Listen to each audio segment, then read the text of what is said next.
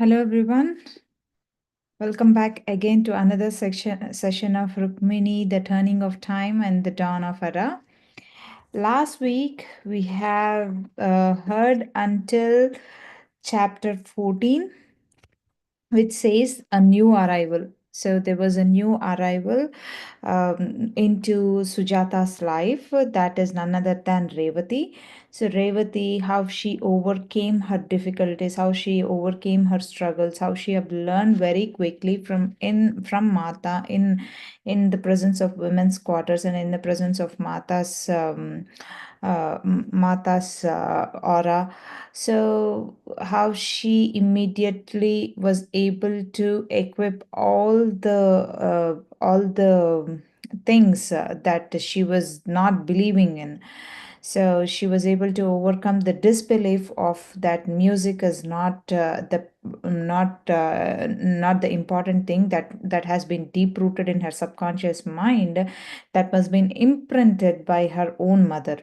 So she was able to overcome that thinking, and then she met with her life partner, where he was encouraging her to sing more, and then he gave an importance for singing, because he was also equipped with that music talent by performing with the help of some tools, instruments.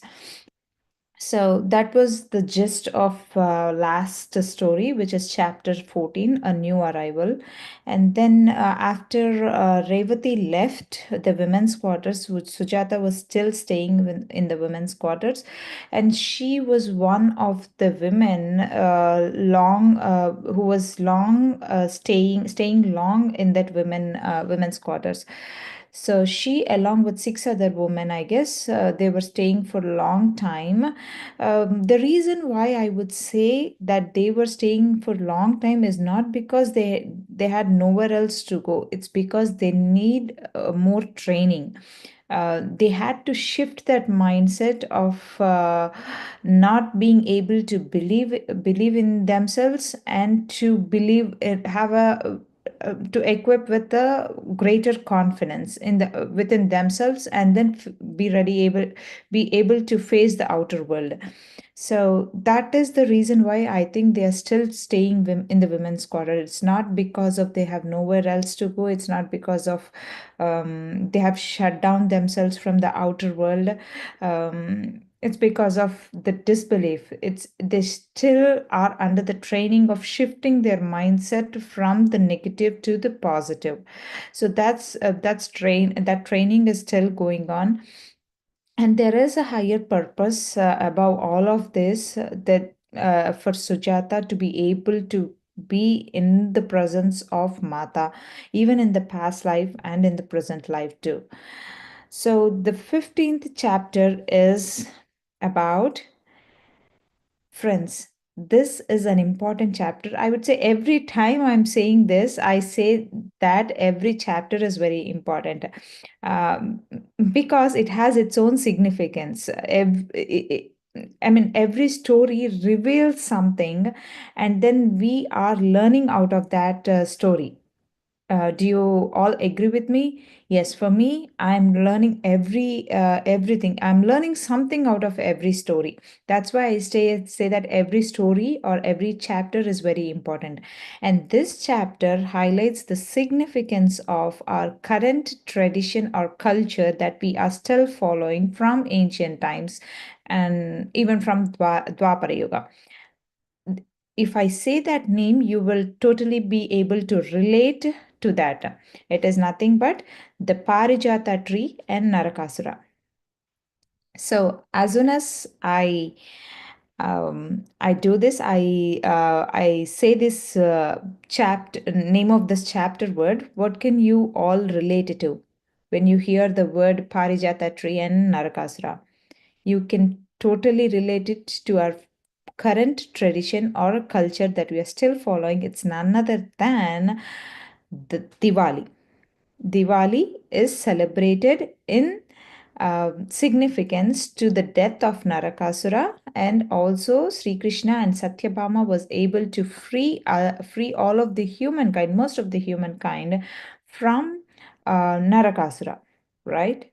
So yeah, there is a hidden story inside this Diwali culture and tradition, where we still believe that Sri Krishna and Satyabhama was the one who killed Narakasura, but there is a hidden story how Mata was involved in this Narakasura killing. We do not know that hidden story because she didn't want or she didn't want to have an importance on herself, even from Sita Mata's lifetime and also the Rukmini Mata's lifetime. Whichever lifetime was it, she didn't actually concentrate on the results. She only concentrated on the actions, and that's why she didn't care much to reveal herself or her involvement in all these famous achievements, I would say. So there was a hidden story and how Mata was involved in this Diwali tradition, which came out because of the killing of Narakasura. We have all listened to this story that Sri Krishna and Satyabhama, they went on a fight with Narakasura, and then Satyabhama was the one who killed Narakasura, right? Um, for those of you who do not know what Diwali is, it's a famous tradition or a culture in India where people would light diyas in their home and welcome Goddess Lakshmi to their homes, and also celebrate because there was a fierce demon that was torturing people in ancient days, in long ago, in the history of India, and due to that killing, they celebrate this festival called Diwali. And it is getting its significance throughout the world. Even in United States of America, it was recognized as one of the important festival, and some of the people, even the higher leadership in the United States, started celebrating or giving its their own importance to Diwali. Uh, so that is the significance of Diwali, about lighting diyas or lighting, welcoming the light to relieve from darkness. So there was a hidden story to it. Of course, the story that what we believed was really true, I would say, that Satyabhama and Sri Krishna was the one who were on the front side killing Narakasura, but there was a lot of work done behind scenes by Mata. Let's see what the work is and how did she involve in this famous tradition, famous story. So she was actually, after Revati left, and then Sumati, she did have a few conversations with Sumati in the last chapter, and then Sumati, there was this relationship that is getting intensified between Sujata and Sumati, because Anjali and Mata were coming less to the women's quarters, and Sumati was the only link between Sujata and then Mata, because Sumati has an immediate connection to Mata where she can reach out to, and Sujata was not facing the outer world, and because of the absence of Anjali, she was more tending to Sumati, and then Sumati was narrating all the scenes from the outer world, or all the stories that she has heard from Anjali and from her own experience to Sumati. So one day they happened to meet each other in front of Parvati Mata's temple. Parvati Mata's temple was built in the women's quarters for all the women's to go there and worship her. So that can be a point of relaxation for all of them, and that can be attained. That can be that place can provide more relaxation and also help them in gaining more confidence. So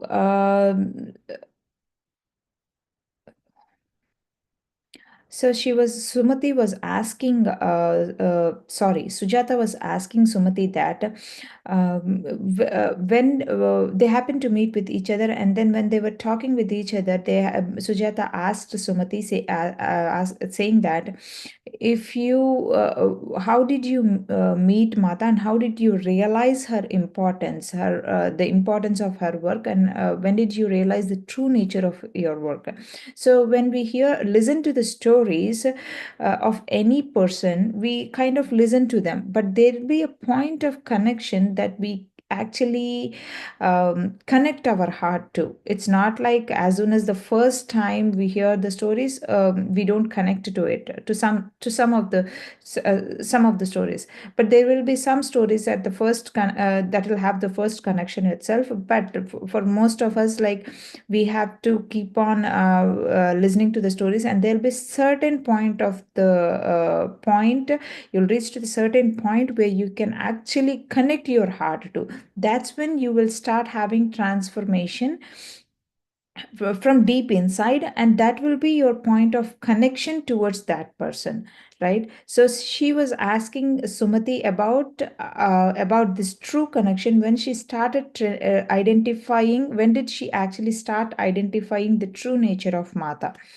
So Sumati told that we cannot actually identify the true nature of Mata.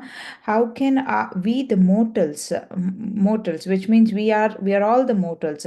They are the immortals. They just come to this earth to execute their role, and then to help all of us in identifying our own higher purpose and our own higher self. So how can we mortals fully know her? We cannot, the first hint of vastness of Mata's reality soon came after I had begun overseeing the women's quarters, when Anjali shared with me a story of something that happened years ago. So when she started, Sumati started when she actually started overseeing the women's quarters, and Anjali taking her own leave from women's quarters and started to be an immediate aid to Mata. So Sumati heard this story from Anjali, which happened years ago from at that point of time. So Sujata was asking that, Sumati, can you tell me that story? Now Sujata's life was like she wanted to listen to more stories and more hidden facts about the true nature of Mata's work. And she's actually interested in that. At first, she was not like, okay, tell me the stories, I'll keep that in mind. But now she is actually interested. The transformation has started. She I mean, she Sujata has started getting that transformation from deep inside, and really started attending to Mata's true nature of work. So when Sujata told her that, she actually requested her to narrate that story, and then Sumati was okay with that, and then she started narrating that story which Anjali narrated years ago to her. So this I will try to put in the best words of that I can, because this is a huge concept and a bigger concept. It dates back. Sumati started narrating it, and I'll read out those stories and try to put best in words. Language cannot do justice to what I am about to describe, for it is beyond what the mind can conceive. But I will try to express it, is what Sumati was telling. And even I am telling the same thing. I will try to do my best to put them in the understandable language. When the infinite ocean of the vast undifferentiated consciousness, Parabrahman. So there was this. Infinite ocean. What do you mean by the infinite ocean?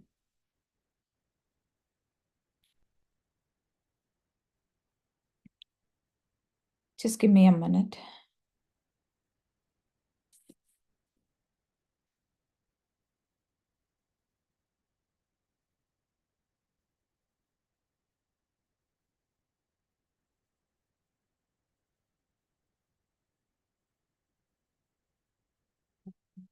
I just had to attend to this, which is an immediate thing. Give me a minute.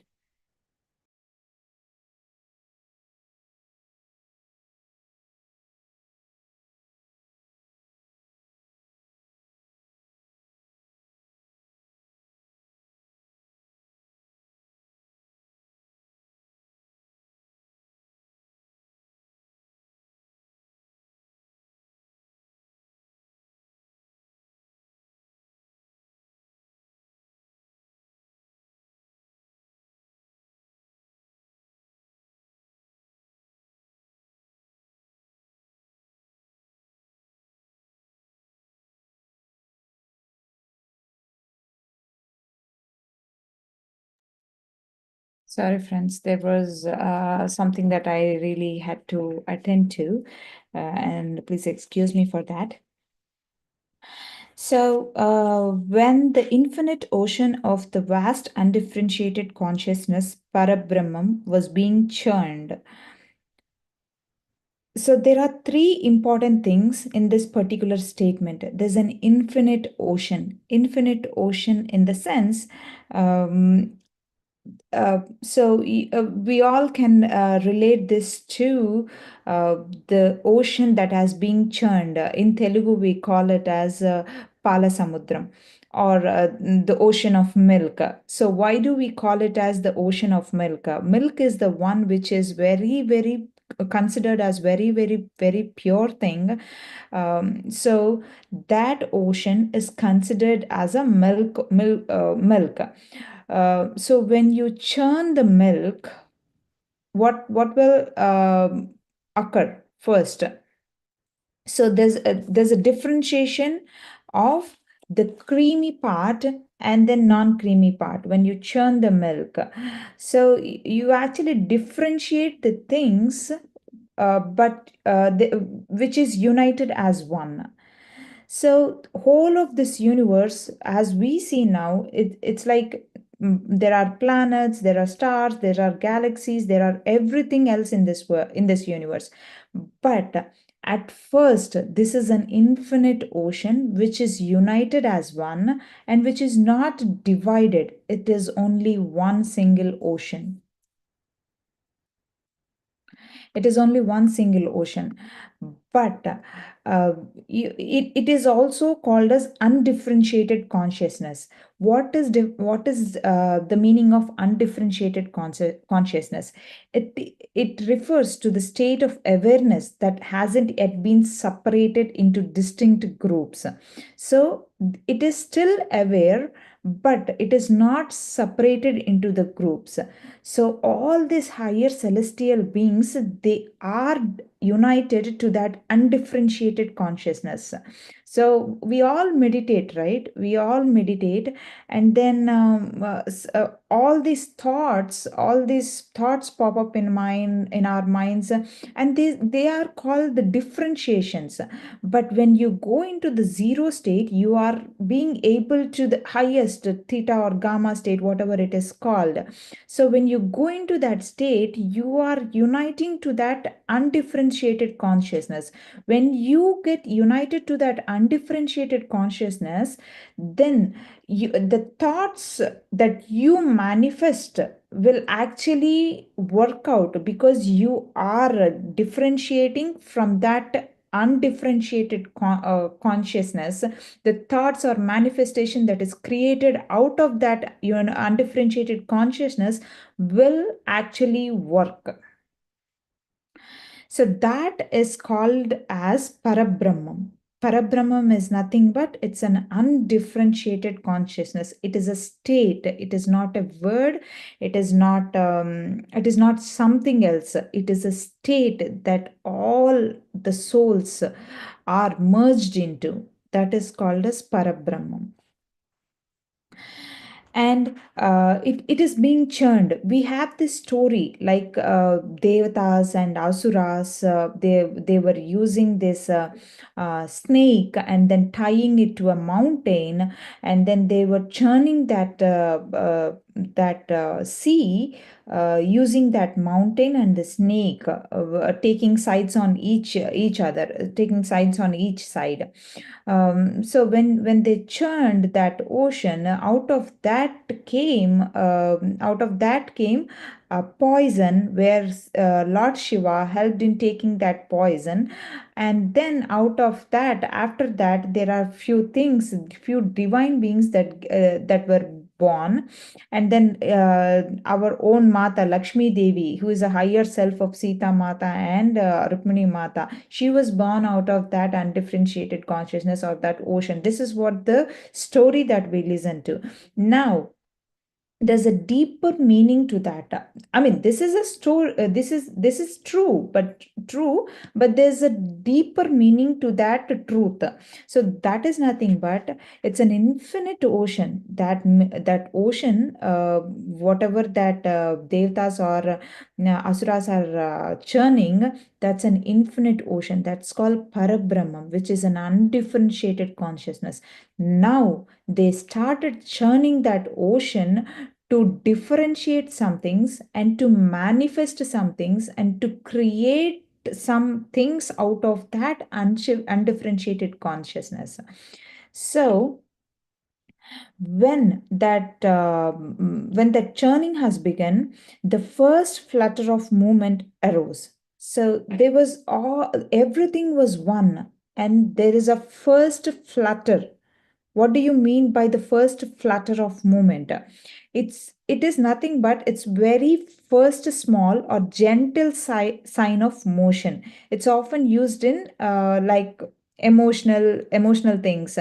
So for example, when women are pregnant, there's a baby inside the womb, right? So when there's a baby inside the womb, the baby, it's just a fetus. It's just an embryo that is there inside the womb at first.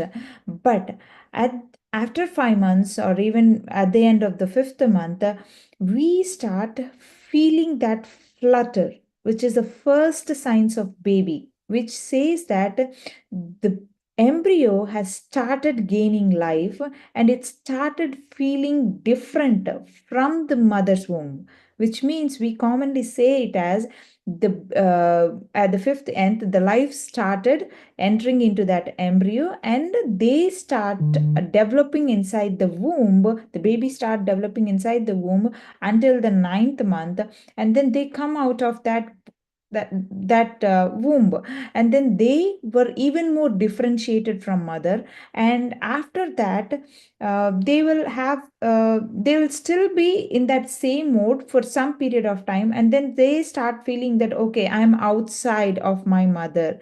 Now I have my own feelings, I have my own things. So I don't know if I put this in best words, but the first sign of an embryo having differentiated from their mother's womb is called first flutter. Now, when you churn that ocean, you start getting a first flutter of movement, and then that flutter is nothing but uh, a thought. So when you churn that ocean or a parabrahman, then the first that was born was thought. And then as soon as the thought was born, immediately there will be one thing that will be added to that. What is it? You all might know that is nothing but manifestation. So, out of thought, when we have thoughts, we will kind of tend to think towards that thought. And once we tend to think towards that thought, the immediate result of it is manifestation. And then out of that manifestation, when you manifest it, the execution, action, results, all those things follows up. So it's when you churn that ocean, and then we have think inside it. When you're meditating, when you're going deep inside yourself, you are actually trying to think from inside, trying to go deep inside yourself, and you're churning your consciousness, undifferentiated consciousness. And when you churn that undifferentiated consciousness, the thoughts erupt. And then out of that thoughts, manifestation, it has to go in a right direction. If it goes in a wrong direction, then the actions will obviously be resulted towards that negative direction. So it's very important to on how you're manifesting things, on how you are tending towards your thought, and in turn you're getting those thoughts from your undifferentiated consciousness. This relates to our own self, or as well as this universe, because we are from this universe. We are all the souls that are born out of this undifferentiated consciousness. So this was the creation of the casual realm. Now, what is this casual realm? Casual realm is nothing but it refers to a space or a situation or an environment where things are informal, relaxed, or not strict or serious.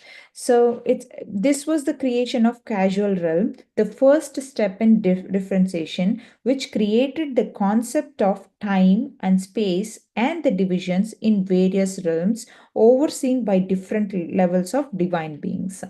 So when the ocean is churned, out of that the thoughts have born, and then when the thoughts were born, there were immediate manifestation, and then out of that manifestation, it's just a casual realm at first, but after that the first step of differentiation has been taken place, and which created different set of living things and different set of realms, like the higher dimensions. They've all been born out of this undifferentiated consciousness, and all those realms, each realm is being taken in charge by different set of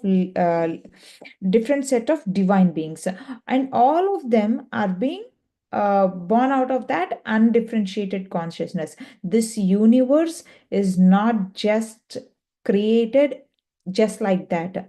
It has been architect there has been a vigorous work towards this creation of this universe initially, and out of that there has been subsequent actions.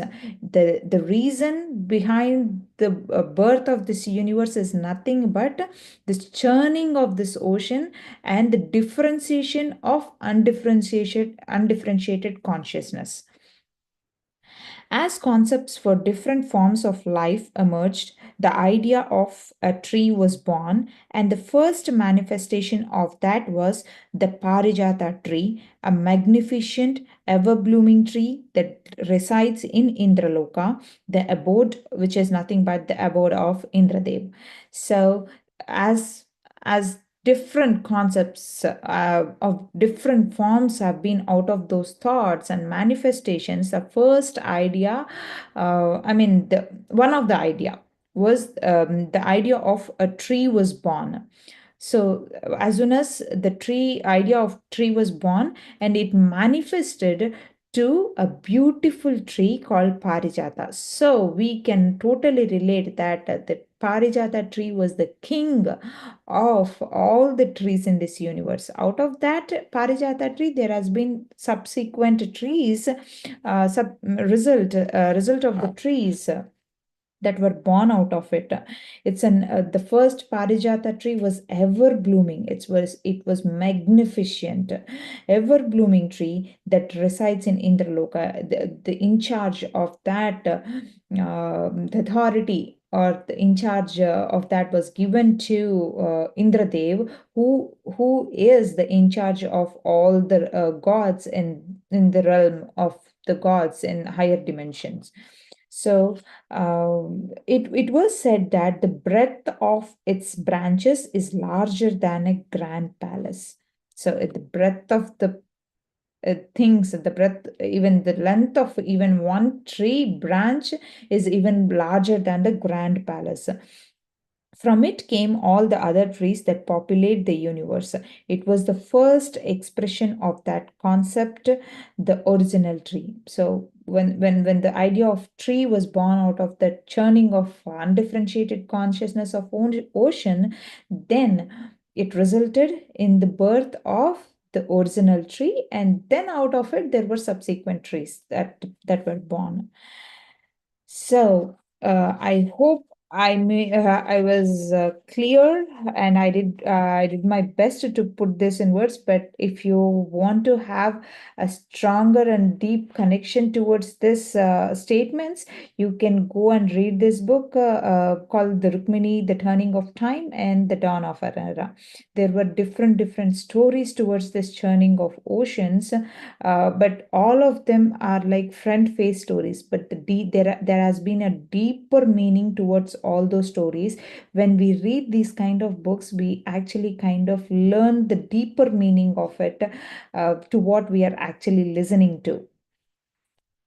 So, and again, this was that deeper meaning. And then Mata and Anjali would sometimes spend the day in deep meditation on a promontory just outside of Dwaraka. Promontory is nothing but it's a highest point, like a mountain, or a highest point at the end of the sea, where you can actually see the look at the far distance of the sea as well. So there was a promontory just outside of the Dwaraka where they would actually sit and meditate. When at one point of time when they were meditating, Rukmini Mata received a signal from Indradev, and then Indradev actually uh, put a flower, gave a flower. He was actually standing on the sky, and then he was waiting for Mata to come out of meditation. And then he actually bought a flower from Parijata tree and gave it to Rukmini Mata, saying that her husband actually wanted him to give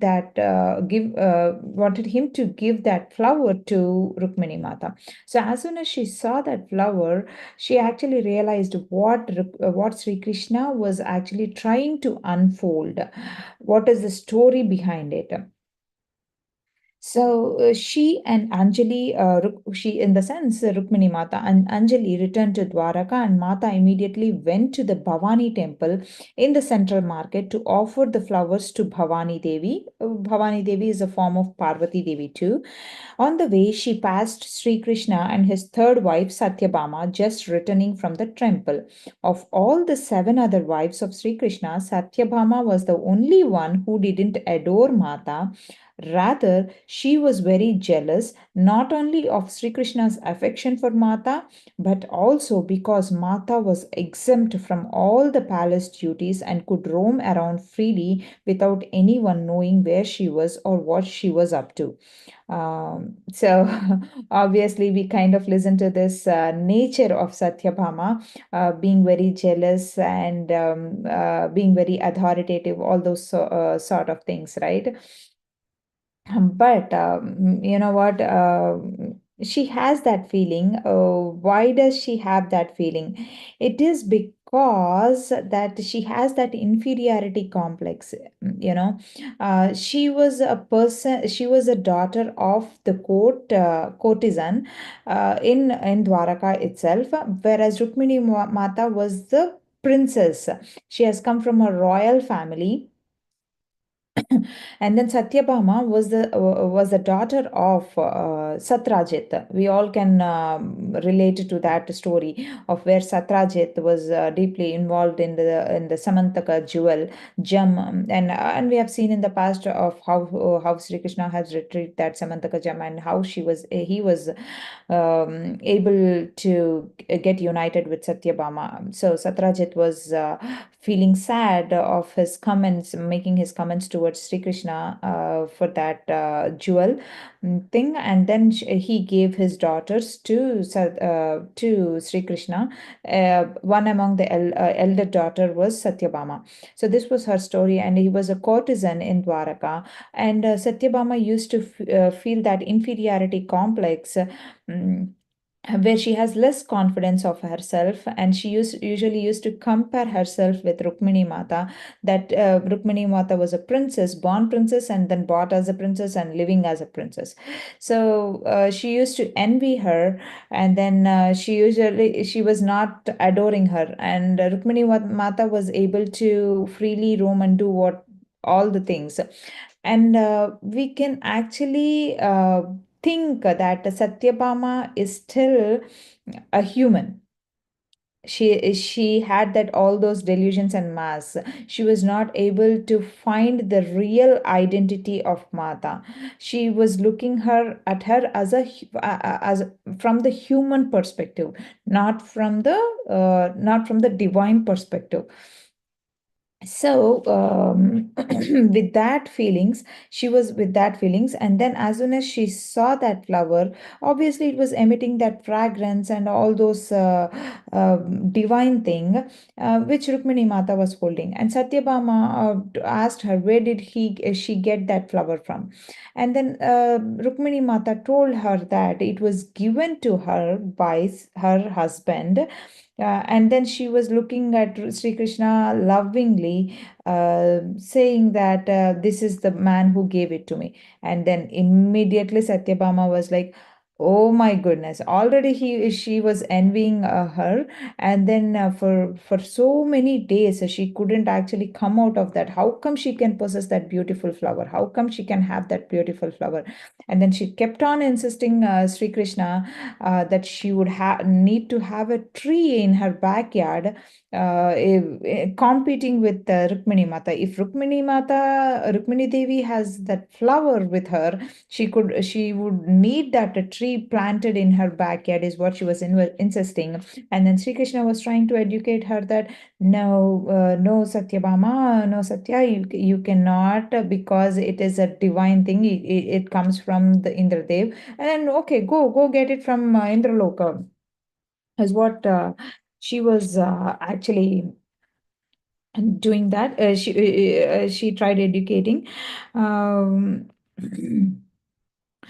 and then Sri Krishna did patiently explain that it was impossible, but she would not be satisfied with anything less. He tried to give so many things, but she couldn't listen. So she actually wanted him to go to Indralok. So he did go to Indralok, but not for the tree. There was another matter that was brewing at that point of time.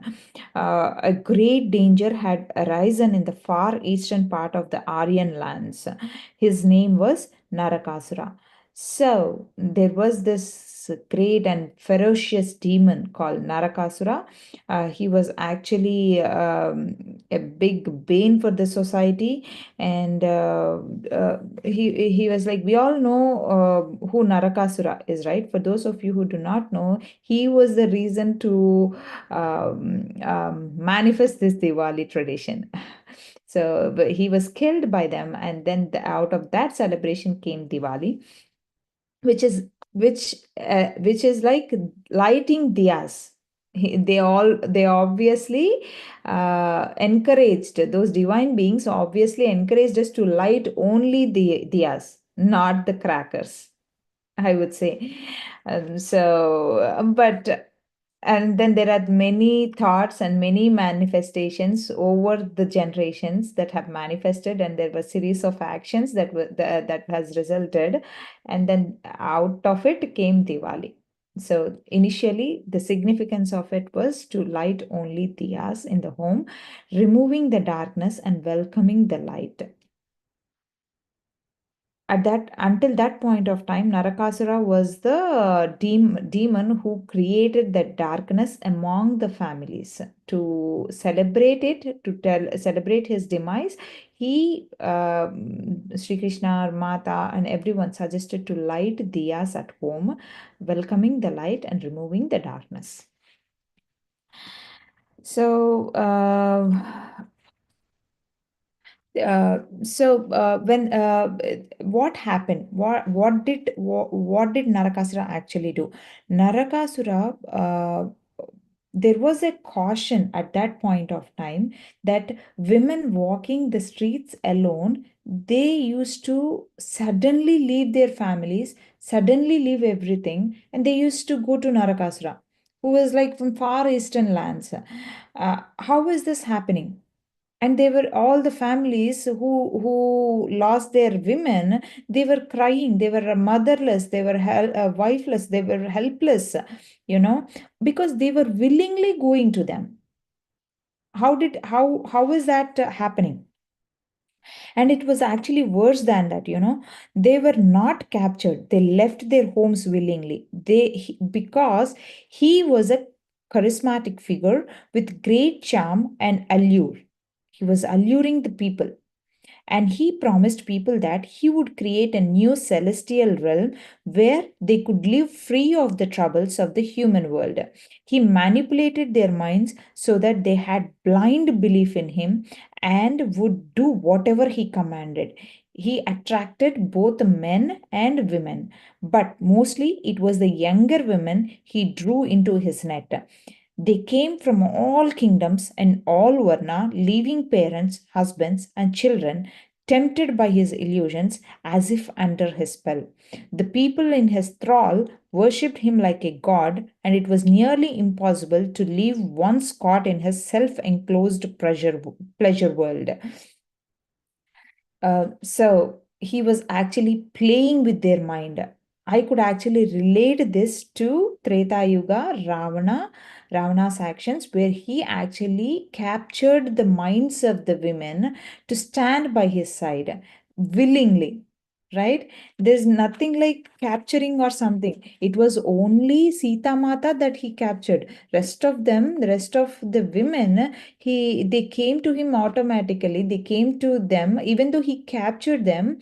They started staying there with him willingly, because their minds were in Ravana's control. In the same way, Narakasura was also doing that. Their minds were in Narakasura's control, and they were leaving their families. They were going to him willingly.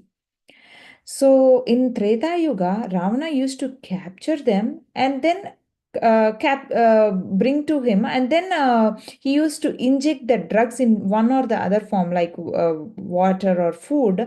And then once they started taking that food, their minds would be under their control. That's why Sita Mata didn't, and then Parvati Mata also highlighted the importance of not having the food in Lanka, and then Vibhishana and, along with Rijata used to provide a few food which is drug free and all the stuff to Sita Mata, which helped her to keep her body alive. So, and that was the thing that happened. Now, Narakasura, even without the food, he started capturing the minds. And you know how this manifestation, negative manifestation, starts taking dark side. So this is one such example where he started attracting the minds and capturing the minds. Women who started walking alone, they started falling towards this Narakasura and giving their minds to them. So he attracted all sorts of genders, but especially the younger women. So Sri Krishna knew all of this, and so used to use the excuse of Parijata tree to go to Indraloka to consult with Indradev. Mata also knew that some of the Gandharvas and Apsaras, who are the celestial women, you know, there are celestial beings, there are men and women celestials beings. One is men. So there was these celestial women who were also sucked into Narakasura's illusionary world. And so she went on her own to consult with Indrani Devi, who is the wife of Indradev. So she also, when something bad is happening in the family, mother and father would obviously try to tend to attend to that situation. Now, if there's things like this happening, they need to solve, right? So they went individually on their own way to solve this problem, and to be on the to bring the best out of it. Seeing Sri Krishna, Indradev understood what he was trying to achieve with the Satyabhama and gave him a branch of Parijata tree. Now they both went to Indralok, which is true to what we are listening to till now, and then they both went to Indralok. But the next thing was Rukmini Mata went alone to meet Indrani Devi to find out what is happening, to find out more on what is happening. Then Indrani Devi explained the situation with Narakasura to Sri Krishna and Mata. She told them that after an intense meditation in search of immortality, Narakasura had received a boon by which he could only die in the hands of his mother. He had a very troubled relationship with his mother, and so he killed her, thinking he would now be immortal. Now he thought that he was like, he can be immortal if he kills his mother. Now he killed his mother, and he can be immortal is what he was thinking. What he didn't know was, the mother from previous life could also kill him, and that mother is none other than Satyabhama herself. Once she gets over her jealousy of Rukmini Devi, she will come into her power and be able to kill him. So she has to overcome that jealousy. It's not like she can kill her, she can do anything with all those negative feelings inside it. She has to overcome that jealousy and then take that control, have her power regained, and then kill Narakasura. The whole Parijata situation was orchestrated to help Satyabhama to overcome this disempowering jealousy. Now Mata knows what is the negative emotion that she had, what is the negative feeling that she had, and she was trying to help her overcome her negative emotion. And it was carefully planned by Sri Krishna and Indradev. Sri Krishna returned to Dwaraka with a single branch of heavenly tree, and from that he created a most beautiful and fragrant replica, which he planted in Satyabhama's private garden, and she achieved what she wanted. All the other wives came to admire it, all except Rukmini. She was nowhere to be found, and it was she who Satyabhama wanted desperately to impress, because she had a flower, and and for that competitively she wanted to have that uh, plant planted in her backyard. She was anxiously waiting to show Rukmini what their husband had gifted her. Not a mere flower, but the tree itself, the only one of its kind on earth. So Rukmini was nowhere to find. And meanwhile, what happened was Rukmini was in Indraloka listening to Indrani Devi explaining how the Apsara and Gandharva woman had been lured into Narakasura's trap. Mata was determined to go there herself to free them, but Indrani Devi suggested she go in disguise. Assume my appearance, Mata. This will awaken the celestial women out of their delusion, and they will return here. And it will also disarm and flatter Narakasura to think that he has trapped me in his illusionary world. So now, if Narakasura thinks that Indrani Devi, the wife of the in charge of all this higher celestial realms like gods, Indradev himself, if she herself is under his control, what else could he not achieve? So what happened was, she actually wanted to disguise herself, wanted Mata to disguise as herself, which would awaken most of the celestial women, and then flatter Narakasura as well. Indeed, Mata went to the kingdom of Narakasura disguised as Indrani Devi, and she kept this hidden even from Sri Krishna, which was an amazing feat. She actually kept hidden. Of course, they play with each other, like hiding themselves and their actions with each other, so that one could actually try to understand other even more better.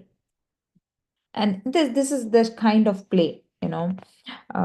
Meanwhile, because of her long absence, rumors quickly spread throughout Dwaraka that Mata had been captured by the godlike figure who inspired fear in everyone. With those rumors reached Satyabhama's ears, her joy in outdoing her co-wife turned into tremendous sorrow, and she mourned greatly. Instead of feeling happy that her co-wife or co-sister um, uh, or yeah, the co-wife of Sri Krishna was absent, she, instead of feeling happy, she tremendously felt sorrow, and she was not bad by this, you know. She was not bad. That's a negative emotion that is staying inside her, which out of this situation, the true identity of herself started revealing. The true identity of herself is she's tremendous. There was a tremendous sorrow, and she mourned greatly that how dare he can capture co-wife of Sri Krishna, the dearest wife, the dearest one in this whole Dwaraka. This was not the feelings earlier of on Rukmini Mata for her. You know, all this came out of this thing that happened. So you can imagine Sri Krishna's surprise when he gazed internally and saw his beloved wife by the side of Narakasura in the guise of Indrani Devi. So she cannot hide anything from Sri Krishna, and Sri Krishna couldn't hide anything from her as well. So he was actually surprised to learn that she was by the side of her by the side of Narakasura. And immediately when she recognized that Sri Krishna was able to find out her whereabouts, she started transmitting some important facts about how he can actually defeat Narakasura and kill Narakasura. So, meanwhile, Satyabhama started mourning deeply on the absence of Rukmini Mata, and they started a love, generating love out of for Rukmini Mata out of Satyabhama. So meanwhile, let's come back to Rukmini Mata again.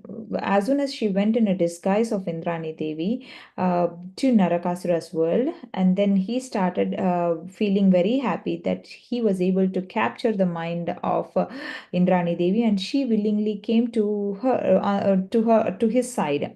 So he was like flattering with everyone that the wife of Indradev was with me, and then he could actually achieve anything. Now there was this Gandharvas and Apsaras, the highest, the celestial women, who actually saw Indrani Devi and then tried to have a sneak peek inside the hidden form, and then they were able to find out that the real form is nothing than the Mata.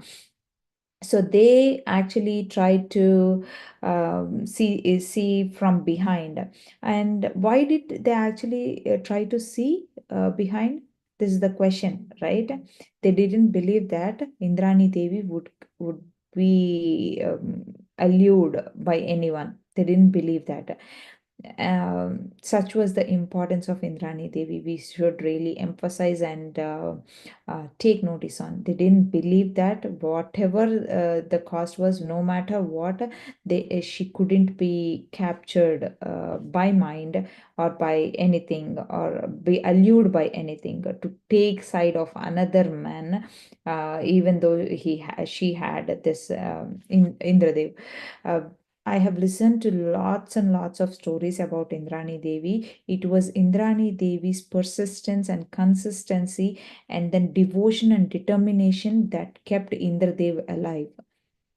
Is what I have listened to lots of stories. That is the reason why these women didn't believe that Indrani Devi would be here, and it was true that it was not Indrani Devi. There was a Mata in disguise of Indrani Devi, and disguise.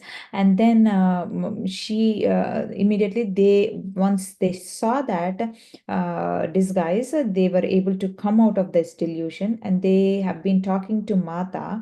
And then they asked us, okay, let's leave from here. And then Mata told him that it's not only the celestial women that have been captured. There are many human beings here that needs to get relieved from Narakasura.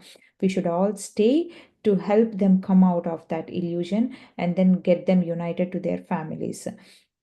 So again, these people said that all these women, they would kill themselves if anything happens to Narakasura, or if Narakasura has been killed. So if Sri Krishna comes and kills Narakasura, it is nothing but it doesn't end there, and then subsequently these people would actually kill themselves. Such was the determination, or such was the illusion that hovered over their brains. you know again, this place was heavily guarded, as is Narakasura himself. One of the Apsara women said, the only way to capture him is to separate him from his gods. So when he is separated from his gods, then only you'll be able to achieve over him, is what Apsara women said. And when you're separated, they'll no longer be able to be bound or tend to that illusion. And then once that illusion breaks, they'll be free from that captivity. So, realizing that Sri Krishna had discovered her whereabouts, Mata began transmitting information back to him. She asked for his assistance, but told him he could not bring an army and had to come alone with Satyabhama. He then advised her that there was a large lake in the compound, and that was the best approach. That the best approach would be for her to lure Narakasura alone onto that lake, so that he and Satyabhama could kill him. Mata began to plan for this. So there's a plan. They were transmitting these thoughts and planning over this, planning to execute this, or planning to execute through transmitting the thoughts. So back in Dwaraka, Satyabhama was convinced that Mata could not have been lured away by that demon, no matter how powerful he was, and that she had been ruthlessly captured and perhaps even tormented. She cried unceasingly and exclaimed that she herself would go and kill him for stealing Sri Krishna's most beloved wife.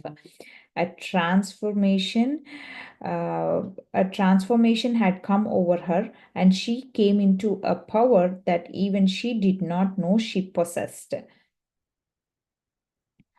So she didn't even know that she possessed. So she a transformation, a real transformation has come from inside, and then she came back into the power, and then she didn't even know that she had this power back with her. There was a tremendous amount of power that she acquired, and there's a purpose for it, right? She had to be the reason to kill Narakasura. That's why she was born here, and then Sri Krishna was actually helping her to achieve this purpose. Meanwhile, Mata successfully lured Narakasura onto his elaborate boat, saying that she wanted to be alone with him to share some secrets of the celestial world. It was a protected lake, and he thought he was safe and agreed to leave his gods behind on the shore. They drifted into the middle of the lake where no god could reach, and it was there that Sri Krishna appeared and fought with him for hours. When that powerful Asura had been greatly weakened, Satyabhama thrust into his chest the spear that dealt the final blow. So it is how that Narakasura has been killed with the help of Sri Krishna and Rukmini Mata by Satyabhama. Mata had withdrawn and had reassumed her natural appearance. The more difficult task still lay ahead, preventing the captives from committing suicide. That was the most important task. It was the Apsaras and Gandharvas who had experienced the power of Narakasura's illusions for themselves, who were able to break the spell he had cast over the others. So Apsaras and Gandharvas are the persons who were able to relieve from those illusions and break the spell. Sri Krishna and Satyabhama then came to free them, and many people from surrounding villages came forward to help those who had fallen victim to return to their homes. To this day, Satyabhama believes she freed Mata from Narakasura's hold. I mean, to this day, we believe that it was Satyabhama who killed Narakasura, and that is true. It is Satyabhama who killed the Narakasura, but there was tremendous things that happened behind scenes which actually added the force to Satyabhama to actually make her execute this plan. It is none other than Mata herself. She put herself in danger by going alone to Narakasura and actually luring him to a separate place and then making everything visible and making it free for them to kill him. Doesn't it look like Sita Mata who went alone to Ravana, and she was the one who actually retreated, I mean, again fought back on Ravana's mind, and then she was able to create sleepless nights for Ravana, and then this left him without any power. And then we without sleepless night, at least one sleepless night could cause so many bad consequences during the day or the day after, right? So it was how she made him the less powerful, and then put him in front of Rama, and then even that was like they fought very hard to actually reach him and kill him. Such was his point of negativity, highest point of negativity. So she actually reduced that and made him made him stand in front of Rama to be able to easily kill him. I wouldn't say that easy. It was even more tough, but he to some point to some point Sita Mata did reduce that effort. In the same way, Mata, here Rukmini Mata made that effort easy by pulling him away from his gods and making him available with less gods. And then they were able to easily get over him. So her jealousy vanished, who Satyabhama's jealousy vanished after that. Previously, she had lacked confidence and been sure and been unsure of Sri Krishna's love, because she thought that Sri Krishna would love Rukmini Mata more, and then she lacked that confidence in herself. But after this, she realized that Sri Krishna loved everyone equally, and he loves even you and me as well, equal as well as Rukmini Mata, because we are the resemblance. We are born out of her consciousness too. So she lacked that confidence. And now she was able to realize that importance. Once her eyes were opened, she realized that Sri Krishna loves all equally, something that many of us do not even understand. So this was the hidden story and hidden facts about Parijata tree and Narakasura. It was such a tremendous effort that was put by Rukmini Mata, putting herself in in a dangerous situation. You know, whenever the higher beings they take the human forms, they also tend to same vulnerabilities like rest of us, right? So Rukmini Mata might also have endangered that situation, knowing all of these facts, yet she was able to put herself in danger for all of us. Now, when she was able to relieve all of the captives by Narakasura, most of them were not able to return back to their families because they even rejected them, and then they were made to stay in the women's quarters, and then she actually helped them to gain their confidence back, and then help their families also to understand the real situation behind it, and then she was able to unite them with each other. So, and after this, Sumati and Sujata, they left that place saying that they had to fix the morning meal. And then no matter what, whatever the devotion and desperation we have, whatever the determination we have in spirituality, we have to have we have to tend towards our daily needs and execute our daily responsibilities uh, in our day-to-day life. No matter what, we are here to execute our daily actions, and we shouldn't deny that fact. We can pursue our interests, we can whatever meditation or spirituality we can explore further, we can go far above and beyond by having a well balanced our human life too. We have to tend towards that responsibilities, execute that responsibilities in addition to our personal spiritual growth. That is, with that statement, Mata Sujata did end this story, to have a peaceful life and have a well balanced life. So, with that, I take leave with for now, and let us get back again with another beautiful story. Next story, which will be a chapter 16, the departuring of Ishan. You know who Ishan is? It was Sujata's son, Ishan, who was growing along with her in the women's quarters, and what happened and what exactly happened to so sorry.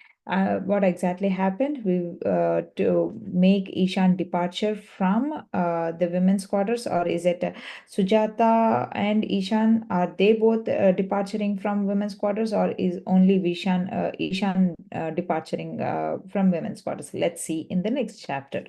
That I take a leave and have a happy life.